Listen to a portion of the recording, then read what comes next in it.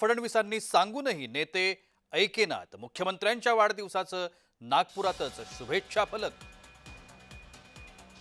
वाढदिवसाचे कोणतेही फलक किंवा शुभेच्छा जाहीरपणे मांडू नका, फलक लावू नका, बॅनरबाजी करू नका, अशा पद्धतीचं आवाहन मुख्यमंत्री देवेंद्र फडणवीस यांनी केलं होतं। मात्र तरीही कार्यकर्त्यांनी बॅनर लावलेच।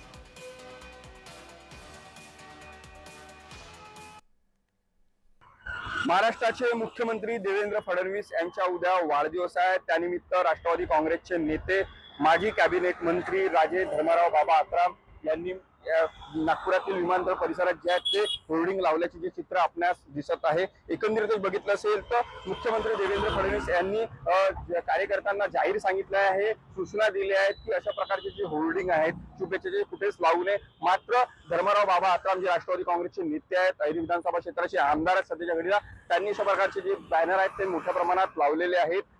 आपण जर बघितलं असेल तर काही दिवसापूर्वी धर्माराव बाबा हे नाराज होते, महायुतीवर एकला शरो या नारा दिला होता। मात्र पुन्हा एकदा देवेंद्र फडणवीस यांचे बॅनर लावलेले कुठेतरी या चर्चेला उधाण आलेलं आहे। राजकीय जे भुया ते उंचावलेले आहे। एका बाजून जर बघितलं असेल तर महाराष्ट्राचे उपमुख्यमंत्री राष्ट्रवादी काँग्रेसचे नेते अजितदादा पवार यांचे सुद्धा अशा प्रकारचे बॅनर झळकताना दिसत आहे। तिथे सुद्धा त्यांना शुभेच्छाचे बॅनर आहेत ते राजे धर्माराव बाबा आत्राम यांनी दिलेले आहे। एकंदरीतच महाराष्ट्रातल्या दोन दिग्गज नेत्यांचे वाढदिवस उद्या साजरे होणार आहेत। मुख्यमंत्री देवेंद्र फडणवीस व उपमुख्यमंत्री अजित पवार यांचे वाढदिवस आहे। त्यानिमित्त हे जे बॅनर आहेत नागपुरातील विमानतळ परिसरात झळकताना दिसत आहे।